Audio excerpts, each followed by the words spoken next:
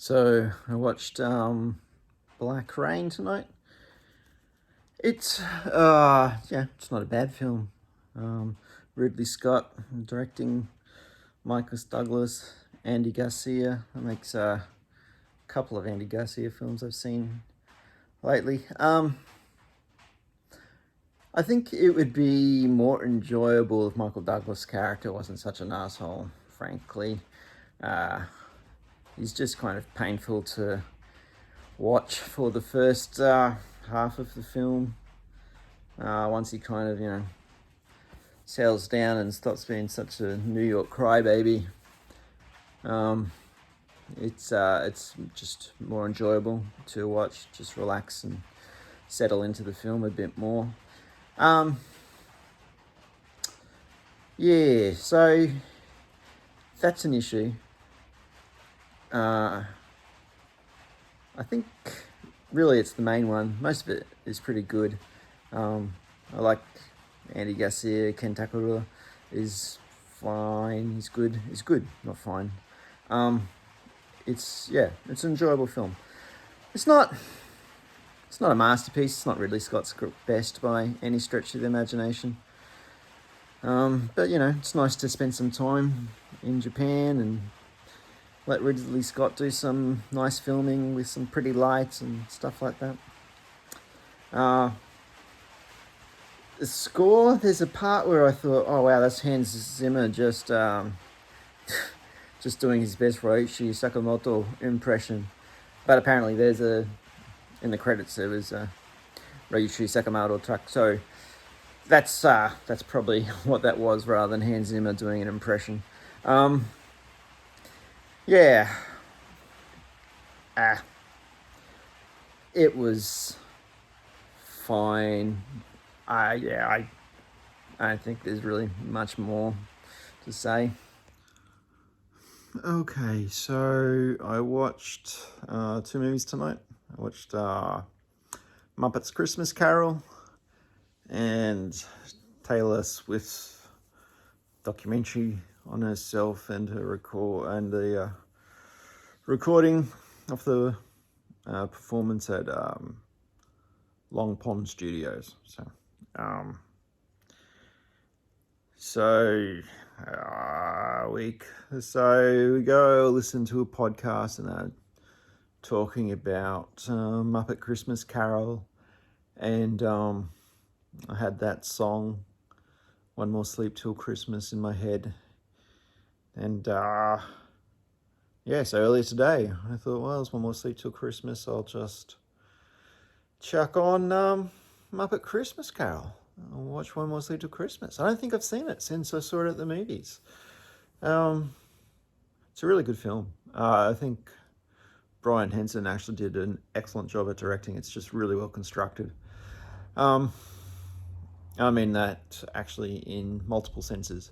Like, it's a well-made film, as in he's got a good eye. He's choosing good angles. He's got nice camera movement and good mise-en-scène, and but it's also a well-constructed film, as in the sets are amazing and Muppets are amazing, and it's just really well put together. It's a good film. When I first saw it, my memory is like, it's a good film, but kind of, where's Kermit in it? Like, he's relegated to a secondary character in this film. And I guess that's still probably true to an extent, but who cares? It's a good film. It's just really well made. Michael Caine's great. Don't really recognize any of the other human actors, even though there's only like one or two of them in there, but it's solid. It's just enjoyable. I'm disappointed in myself that I haven't previously already bought it, so I'll have to see if I can get a copy of it. And then I checked on Taylor Swift's Long Pond studio session, just because, like, I enjoy her music. She does a good job. I just thought, oh, I'll put on a little bit and then head down, but I ended up watching the whole thing. Actually really appreciated just kind of getting the insights into the songs, and it just sounded really good. Like maybe a little more stripped back than what the album is, and yeah, well, just well worth a listen. I'm hoping that you can get an album off the studio sessions. But having said I really enjoyed it. I also have conflicted feelings about it because I also just feel like, well, like it's just commercial. It's just self-serving. It's just self-absorption. But maybe that's unfair. I think this is the thing I struggle with Taylor Swift, and just my response to her, because she is in the spotlight so much. Yeah, I just feel like she's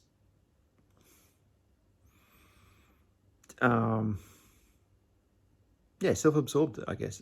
And I think that's unfair. I think she's just trying to take control of her life and her narrative, and more power to her.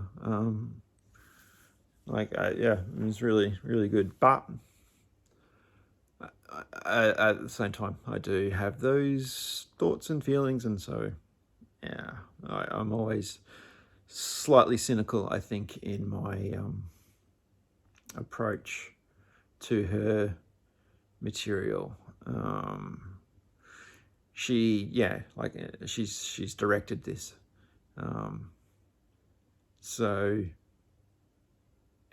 of course it's going to cast her in a positive light. Why wouldn't it? I mean, she's obviously talented, so it's hard to argue with that. Anyway, I did enjoy it, but I just wanted to still confess to those mixed feelings about this thing, and just other phases, I guess, of her self-promotion.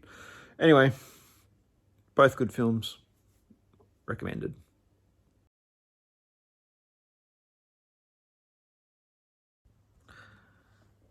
So tonight I watched Ready Player One. It was a rewatch. Last time I watched it, I enjoyed it, but I never really was sure how much I enjoyed it, like whether it was worth buying or not. I still don't think it is. I just watched it on Netflix, and I'm happy to do that. But yeah, but I like it. It's got a lot of things that just kind of make me smile, through it. Just like pop culture references, like, seeing the T-Rex from Jurassic Park and King Kong in the car chase, and, using a Gundam to battle at the end, and just all the Chucky, using Chucky as a weapon, and all those kind of just pop culture things throughout the film. Yeah, it make me smile. I enjoy it. The girl who plays Artemis, Samantha. Yeah, I can't remember her name now, but I looked at her credits, and she hasn't really been in anything I like. But I think she's really good in this. I like her voice, and she just seems like kind of natural. The guy playing Wade, whatever. He's fine. There's no real issues there. But it's also, well, always good to see Ben Mendelsohn playing another bad guy role.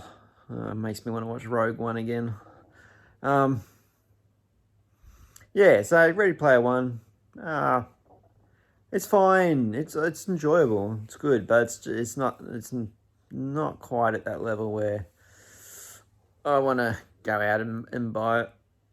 Yeah, I don't really see myself having the need to watch it repeatedly. but yeah, it's enjoyable. Particularly if you're going to be enjoying all the pop culture references throughout it. I mean, the story itself, I guess maybe I should comment on, is I don't know. It's fine, I guess, at best. I think the stuff with the IOI's kind of loyalty farms is probably pretty kind of prescient, a little scary to think about. That kind of stuff resonates the most. The rest of the online kind of universe game kind of thing, it's whatever. It's a vehicle to show some cool pop culture stuff, but it's not that much of a story, really. But anyway, that's fun. So, yeah. Ready, Player One. I did watch a couple episodes of The Mandalorian afterwards, but I don't need to go into reviewing those. I don't think that'd be a bit spoilerish.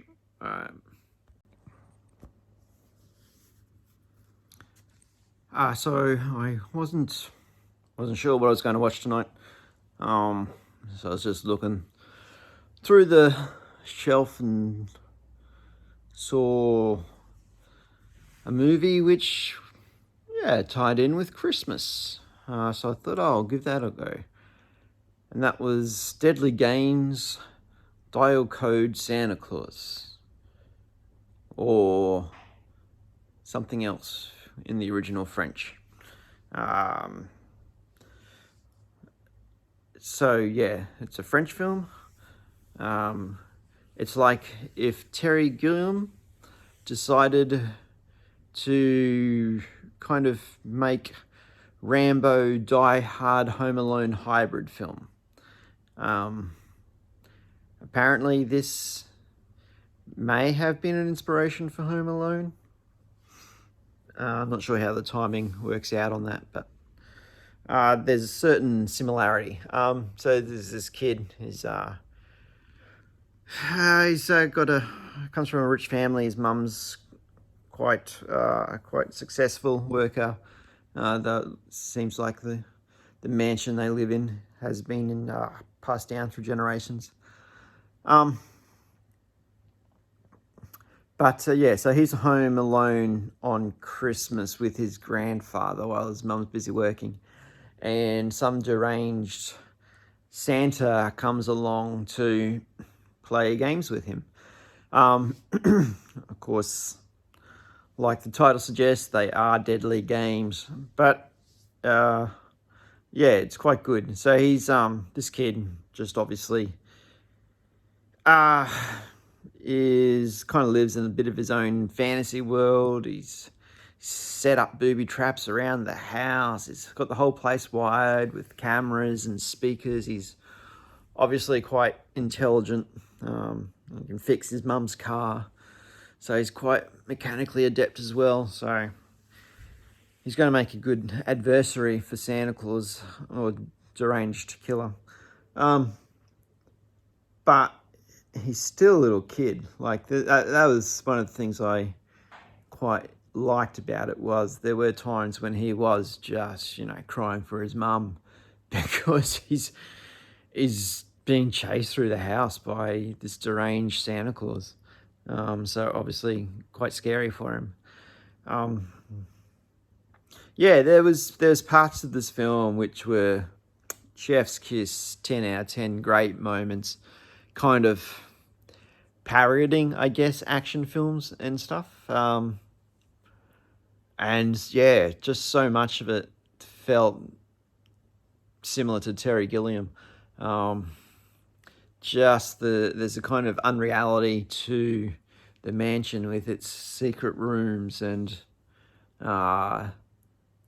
obvious model work, and just kind of not strictly speaking, not strictly sticking with a realistic kind of staging, or not staging, staging in the sense of the sets kind of thing. Like some of them just feel like they're staged. stages and stuff, you know. So it's not, you know, it doesn't feel like it's shot on location, and it feels like that's a deliberate choice. Yeah, it's quite good. I recommend it. Yeah.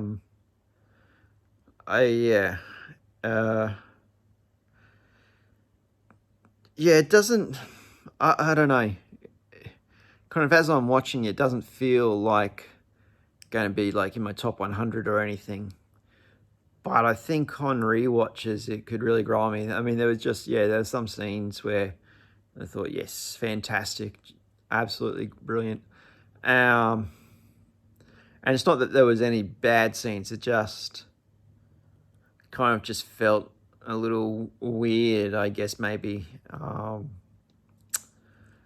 Which isn't necessarily detrimental, but might just take a couple watches to settle into classic status. But it's on the road. Yeah, quite good. Rene Manzoor is the director. I'm not sure if that's how his last name is pronounced, Manzoor, Rene Manzoor. But